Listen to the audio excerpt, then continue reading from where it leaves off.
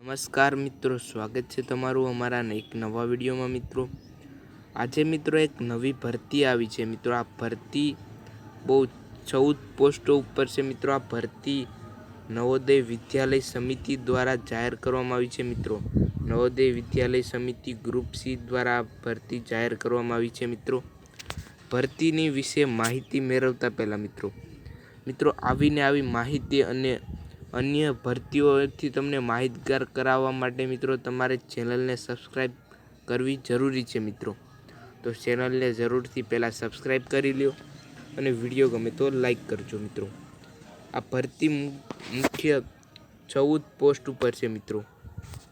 જેમાં પહેલું છે assistant commissioner, female staff nurse, assistant selection officer, audit assistant, junior translation officer, junior engineer, stenographer, computer operator, catering assistant, junior secretariat assistant, electrician cum plumber, lab attendant, mess helper અને multi tasking staff એટલે કે MTH આ મુખ્ય 14 પદો ઉપર ભરતી છે મિત્રો।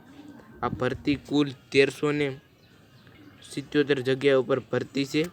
આખા ભારતની ભરતી છે મિત્રો। એપ્લાય મોડ ઓનલાઈન રહેશે મિત્રો। નવોદય સમિતિની ઓરિજિનલ વેબસાઇટ એટલે કે NVSની ઓફિશિયલ વેબસાઇટ ઉપર તમે જઈ અને અરજી કરી શકો છો મિત્રો। આ ભરતીમાં સિલેક્શન પ્રોસેસમાં ઇન્ટરવ્યૂ અને પહેલાં રાઇટન એક્ઝામ રહેશે, ત્યારબાદ ઇન્ટરવ્યૂ દ્વારા સિલેક્શન થશે મિત્રો।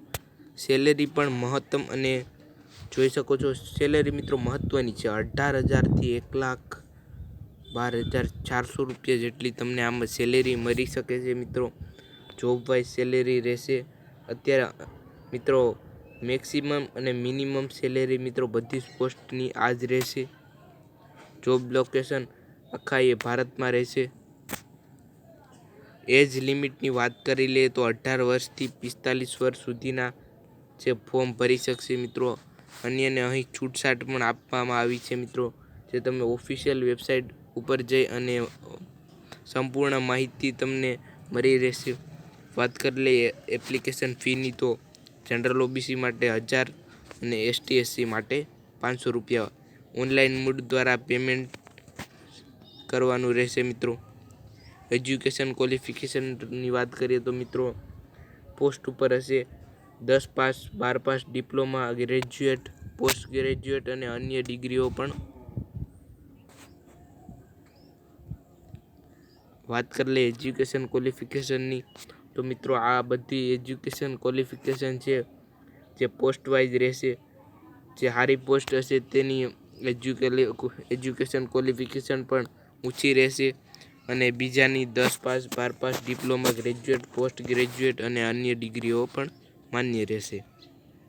વાત કરી લઈએ મહત્ત્વની તારીખોની તો મિત્રો સ્ટાર્ટિંગ એપ્લાયની તારીખ છે 18 માર્ચ 2024થી 30 એપ્રિલ 2024। તો મિત્રો 6 દિવસ રહ્યા છે, જલ્દી ભરી લેજો અને વિડીયો ગમ્યો હોય તો લાઈક અને આવીને આવી માહિતી માટે અમારી ચેનલને સબસ્ક્રાઈબ કરવાનું ભૂલતા નહીં।